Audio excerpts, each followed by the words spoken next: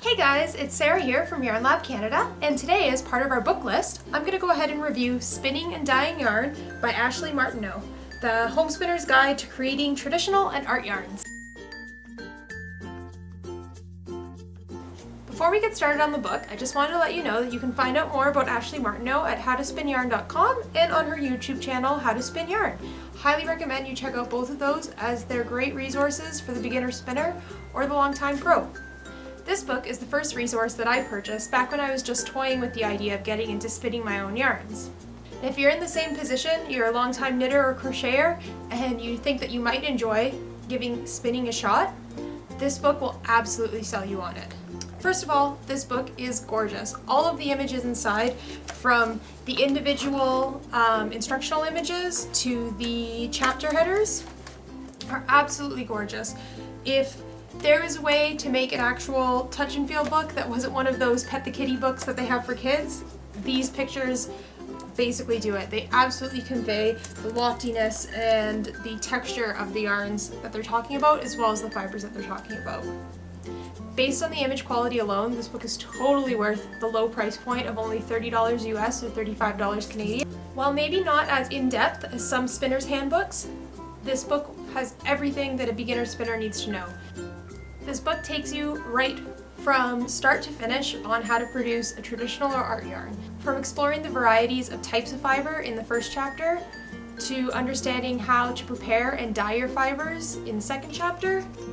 It has a section on the different types of equipment you would need in order to prepare your fiber, and then it takes you through spinning basics. Starting with how to learn on a drop spindle, it has a section on spinning on a kick spindle, which is something that I haven't tried, but I think is fairly rare as far as spinning books go. And finally to how to spin on a wheel. It finishes up with a number of techniques for creating a variety of bulkier art yarns, and then shows you how to set and finish your traditional or art yarns. And last but not least, it even has a section on how to go pro as a yarn artist, with information on creating and developing your brand and photographing your yarns. Really, there's a ton of information packed into this book along with all of those gorgeous images. Now, the big sell on this book for a beginner spinner, I mean complete beginner, you don't own a drop spindle, you don't own a spinning wheel, you just toyed with the idea, maybe you've bought a little bit of fiber and you haven't done anything with it yet, is that not only does it teach you how to start spinning, it also teaches you how to build your own tools at home with easily accessible materials on a budget. For instance, there's a section on how to build a drop spindle, a more traditional looking one, or if you're like me, this is my first spindle here that follows the instructions in this book on how to upcycle a CD and a wooden dowel into a completely functional drop spindle. I will admit I spun exactly one yarn on this before deciding that I absolutely needed to go out and buy a proper drop spindle, but completely functional. Not only are there how-tos on how to build a drop spindle, but this book features how to build a kick spindle at home, as well as how to create your own PVC spinning wheel. That's right, this book has instructions on how to create a full functional spinning wheel.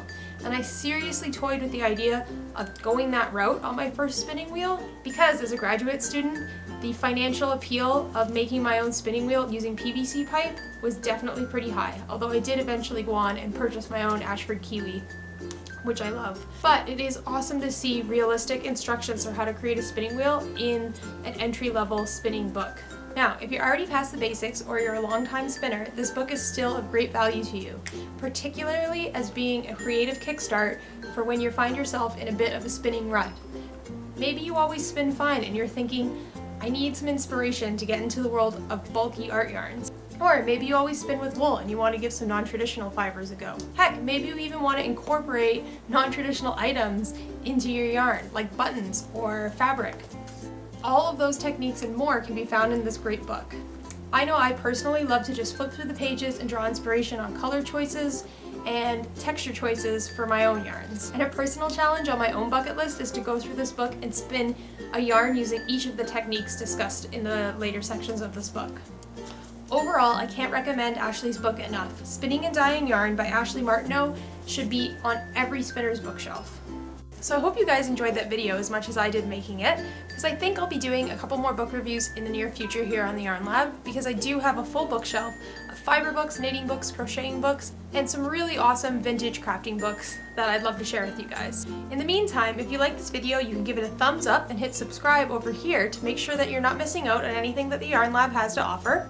And if you want to keep on watching right now, you can go ahead and click the video above me for some more spinning goodness. That's all for now. Happy spinning!